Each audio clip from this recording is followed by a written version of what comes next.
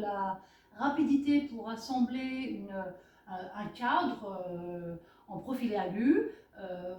Alors c'est exactement le même principe, que ce soit un cadre mural, une cloison lumineuse comme vous voyez ici sur le côté. Le type d'assemblage est exactement le même. Donc j'ai mis exactement 5 minutes en prenant mon temps donc, pour faire l'assemblage de ce cadre. Vous avez vu que c'est vraiment très simple, très pratique. Voilà, pas de poussière, pas de gravat, rien de tout ça, pas de bruit, pas d'odeur. Voilà. Alors, entre-temps, j'ai donc imprimé une toile. Alors, il y a deux types de clipsage, on va dire, aujourd'hui. On va travailler sur le clipsage, on va dire, en utilisant ce type d'outils, donc des spatules. Alors, soit effectivement en inox, soit en plastique.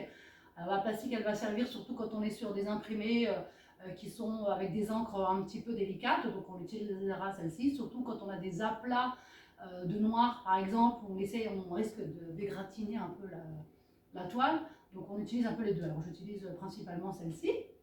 Donc j'ai imprimé, c'est une impression maison, hein, sur une toile, ce qu'on appelle textile enduite, donc avec une imprimante avec des encres à base d'eau, c'est une imprimante latex.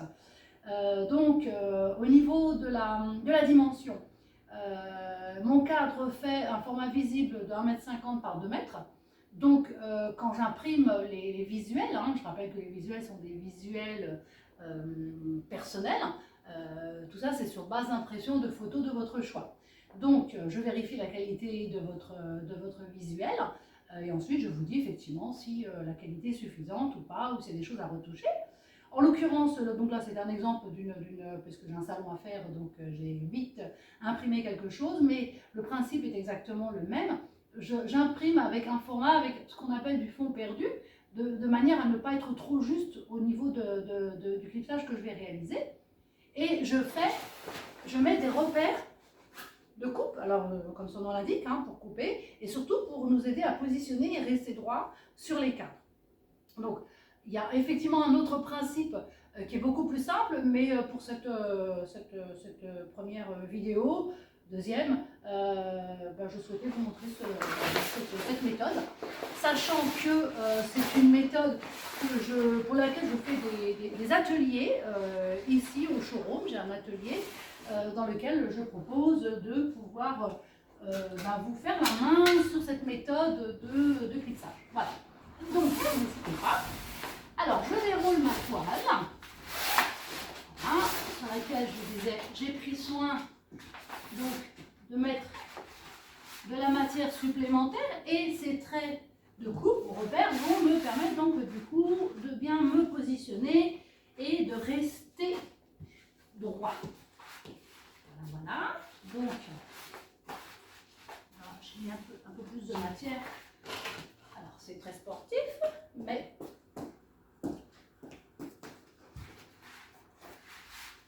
voilà, je positionne en haut, en bas. Hop. On va pu l'aider avec des petites pinces. Allez, donc je redescends tout ça parce que le texte. Voilà. Voilà. Donc là, je suis bien. J'ai mon trait de repère ici. J'ai mon repère ici. Alors, ce que je vais faire, c'est que je vais les utiliser. J'ai des petites pinces.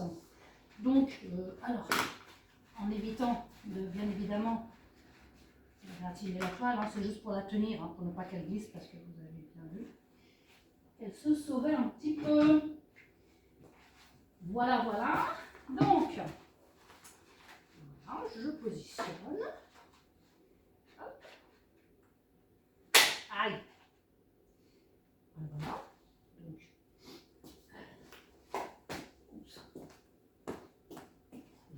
un peu étroit. Hein. Ok, donc là, je suis pas mal. J'ai de la matière. Je vais y avoir le fond perdu pour ne pas me retrouver avec un bord tournant blanc. Donc voilà. Donc, le principe, c'est quand vous avez une toile et avec un cadre, c'est exactement toujours le même principe, c'est travailler avec des points que l'on va d'abord réaliser. On commence toujours du centre Et on va créer un entonnoir de façon à pouvoir bien équilibrer la toile. Donc, je vais faire juste une petite pointe ici, on appelle ça, voilà, au milieu. Je vais aller de l'autre côté pour faire 2 points de chaque côté, de façon à pouvoir équilibrer la toile. Ensuite, je mettrai un point sur chaque côté. Voilà. Et là, je suis certaine que ma toile est bien positionnée et je vais pouvoir entamer le clipsage. Donc, j'essaie de tourner le dos à la caméra. Donc, comme je vous le disais, tac, hop, et ben, alors, donc pas au milieu, je vais faire un petit point ici, un petit clipsage ici, voilà, tac, tac, voilà, et ensuite un point de chaque côté. Alors, je vais essayer de faire le dos, mais je n'ai pas le choix. Ici. Et de l'autre côté. Voilà, alors on utilise toujours ce bout arrondi pour insérer la toile dans le jonc. Alors, je ne vous l'ai pas dit, mais effectivement, c'est profilé. J'ai intégré un jonc qui s'appelle Easy Frame, hein, voilà, qui nous permet de pouvoir coincer la toile au moment du clipsage. Parce que le profilé tout seul, la toile n'aurait pas tenu, ça existe. Donc, partons de là. Le clipsage va se faire toujours en partant du milieu vers les côtés. D'une part, c'est pour équilibrer le clipsage, mais c'est surtout aussi quand des plis peuvent se former. Et donc, l'idée, c'est de pouvoir les évacuer sur les côtés. Voilà, donc c'est aussi simple que ça. Cela dit, il arrive qu'effectivement, il y ait des plis qui se fassent sur certaines grandes surfaces ou un petit peu avec des contraintes un peu particulières. Et il faut savoir que les toiles en butte sont des toiles thermorétractables. Ça veut dire qu'avec un thermo, on va pouvoir chauffer la toile, d'accord, qui va pouvoir donc se retendre. Et ça, c'est magique, donc il ne faut pas trop en abuser, mais voilà, c'est toujours rattrapable.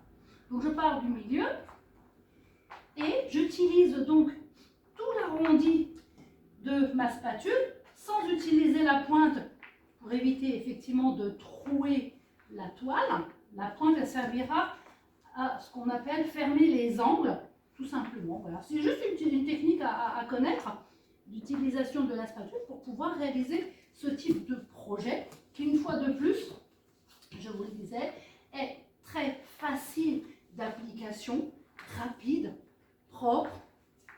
On est sur du sur-mesure, on est sur du personnalisable. Donc on peut vraiment s'amuser et réaliser de très belles choses. Donc soi-même. En fait, voilà, donc là pour le coup, hop, je finis. Donc, comme je vous disais, alors je ne ferme pas les angles, hein, ça c'est quelque chose que je réalise au dernier moment. Donc je travaille de l'autre côté, quand j'ai clipsé un côté, je clipse de l'autre. C'est exactement le même principe, je vous disais, pour tout ce qui est cloison. Les plafonds tendus aussi d'ailleurs. C'est exactement la même façon de travailler. La position n'est pas la même, quoique celle-ci n'est pas non plus très pratique. Mais voilà, je n'ai pas de table suffisamment grande pour vous faire cette démonstration. Mais voilà, un petit peu de souplesse, ça peut faire un petit peu. Voilà, voilà. Donc, je ferme ici. Non, je ne ferme pas justement. Et je vais travailler de l'autre côté. Voilà. Vous voyez, il suffit juste, hop. Voilà, je tiens ma toile. Je fais l'arrondi. Comme ceci. C'est comme ça. Et voilà. Donc j'arrive au bout. J'ai pas pris le chronomètre cette fois-ci. J'aurais pourtant dû. Mais le temps de réalisation est aussi très court. Donc ça veut dire que votre mur, votre cloison, votre cadre, comme c'est le cas ici, peut être réalisé entre les 5 minutes d'assemblage donc du profilé du cadre avec le renfort au milieu, plus donc la mise place et la tension de la toile, allez, on va être sur une bonne demi-heure, allez, au maximum 1 heure, pour un cadre d'1,50 m par 2 mètres, en exagérant, je pense. Voilà. Et donc ici, sur le dernier côté, je vais retravailler toujours aussi positionnement du milieu. Je fais attention quand même. Et je repars de manière identique. Je vais déclipser les deux petits points que j'avais faits. C'était juste pour la positionner et la maintenir. Et après, on peut déclipser autant que... Bon, il ne faut pas abuser. Mais ce que je veux dire, c'est qu'on peut redéclipser la toile en faisant bien attention pour la repositionner, bien évidemment. Ensuite, si on remarque qu'elle n'est pas tout à fait... C'est moins... C'est quand on est sur des aplats noirs comme cela, des aplats de couleur, il faut vraiment faire attention parce que c'est vrai qu'on risque quand même de marquer la toile. Et donc là, il faut être un petit peu plus... faut faire un peu plus attention. Voilà, voilà. Donc là, et, je sais pas si on entend, mais la toile est quasi tendue. Donc maintenant, je vais fermer les angles et donc je vais utiliser cette pointe là. Donc je vais juste me positionner par rapport à l'angle et je vais revenir sur l'angle, voilà, pour bien le finir et bien le, voilà, avoir un angle très propre et nickel. Voilà, je reviens, je positionne. Bien évidemment, pendant les ateliers, on prend un peu plus le temps sur ce type d'explication, de démonstration. Et puis c'est surtout l'avantage qu'on fait la pratique. Donc, n'hésitez pas. Donc, vous pouvez vous inscrire sur les ateliers. J'ai mis un calendrier en place. Donc, il ne reste plus qu'à vous inscrire. Voilà, voilà. Donc, ici, on est bon. Je ferme mon angle ici. Voilà, donc on peut se faire plaisir. Et là, on peut s'amuser effectivement à réaliser des murs imprimés ou des univers qui nous correspondent et se faire vraiment. Voilà, ici, par exemple, dans le showroom, hein, vous voyez derrière moi, c'est la réalisation d'une toile tendue éclairée. Donc, c'est Pirates des Caraïbes. Donc, on a créé tout un univers pour des enfants et ça, c'est réalisable donc en quelques heures, on va dire. Voilà, voilà. Donc, bien évidemment, ce n'est pas terminé. Donc là, maintenant, je vais utiliser le cutter que je ne trouve pas. Et je ne sais pas ce que j'en ai fait. Donc, pour araser, avec en dessous, voilà, pour ce qu'on appelle araser le surplus de la toile. Et ensuite, une fois qu'on aura arasé la toile, on va refaire un tour avec la spatule de manière à rentrer effectivement les petites choses, enfin les petits dépassements pour qu'on ait une finition parfaite. Et du coup, ça permettra de redonner encore un coup de tension à la toile et du coup, on sera vraiment sur une tension de toile type pot de tambour. C'est ça. Donc, pour araser, pareil, hein, on va utiliser un cutter avec une bonne lame. On va partir du milieu, moi je préfère. Voilà. Et on va aller en butée. Et là, c'est très simple, on a qu'à suivre donc le profilé. Voilà. Il faut s'assurer qu'on a d'abord bien clipsé partout parce qu'une fois qu'on arase, si on n'a pas pris soin de clipser partout, on n'a plus assez de matière pour ensuite la rentrer et elle risque de se déclipser. Donc voilà, ça c'est un point important. Hein, il faut toujours bien vérifier qu'on a bien clipsé la toile partout. Voilà.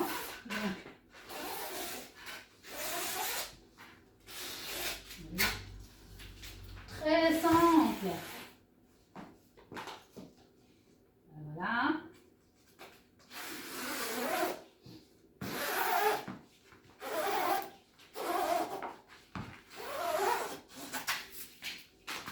Hop. Voilà.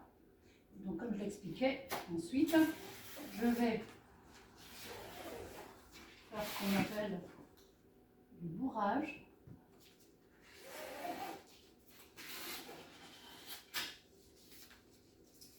Super. Sur la toile.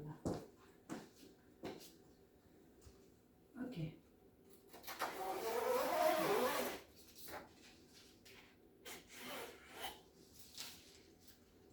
Et voilà. Et donc, je reprends ma spatule que j'ai dû poser pas très loin, de façon à voilà, clipser à toi. Voilà. Et là, je repars du milieu de manière à faire rentrer le surplus, le petit surplus de matière que l'on voit, d'accord, et qui permet surtout de pouvoir encore retendre la toile davantage. Donc, voilà.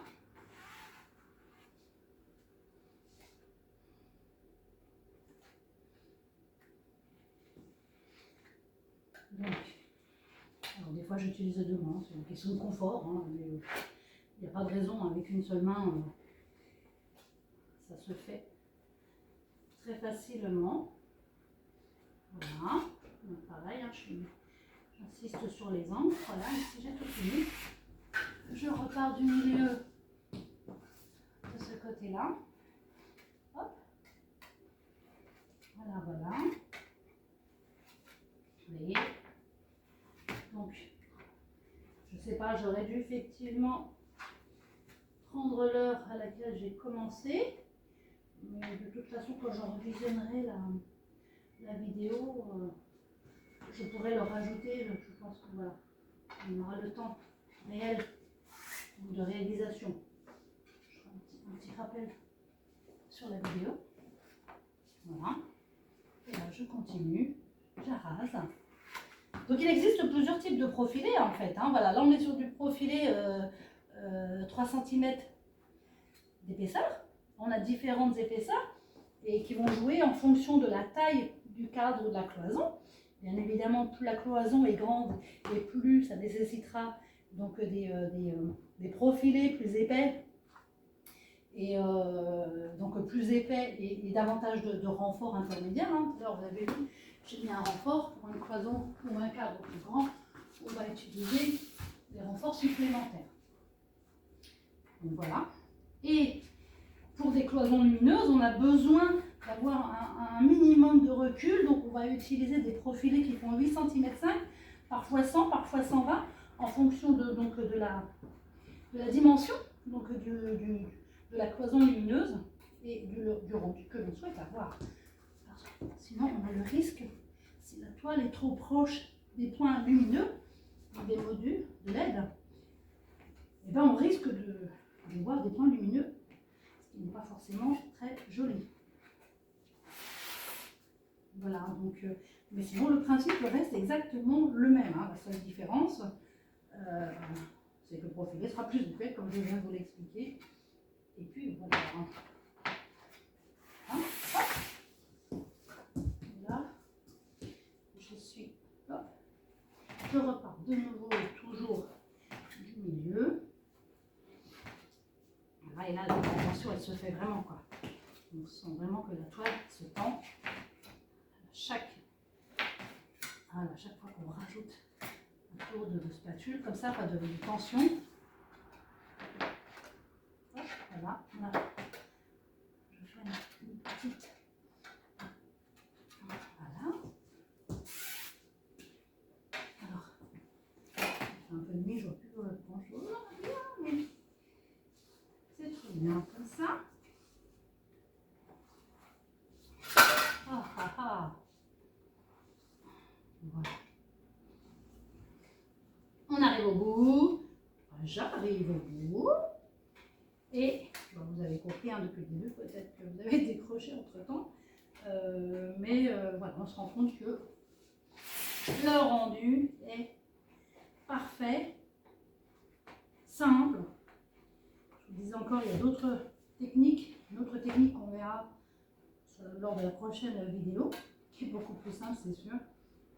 Et puis vous allez peut-être apprécier pour celles et ceux qui préfèrent, qui ne sont pas manuels en fait, tout simplement. Hein, par contre là, avec ce type de travail, on se fait plaisir. Voilà. Ah, un petit bout qui détache encore. Voilà, après voilà, on veille à faire le tour et s'assurer que tout est bien rentré pour avoir un rendu parfait. Voilà, donc là j'ai pas de plis, mais si effectivement il y avait eu des plis comme je vous l'ai dit, et que ça nous ennuie de recommencer, d'avoir à déclipser une partie de la toile pour la reclisser, on donne un petit coup de décapeur thermique, ça chauffe la toile et ça la retend. Bon, je ne vous fais pas la démonstration là, on en ferai d'autres fois, mais c'est magique. Ne pas à utiliser avec modération, voilà, et voilà. Voilà un cadre en toile tendue à réaliser en quelques minutes. Voilà. Donc, j'ai quelques petites finitions à faire là, davantage là. Ah, ouais. Là, je vais passer un petit coup de décapeur. Et puis voilà la réalisation d'une toile tendue avec le visuel de votre choix. Voilà plus. Et voilà.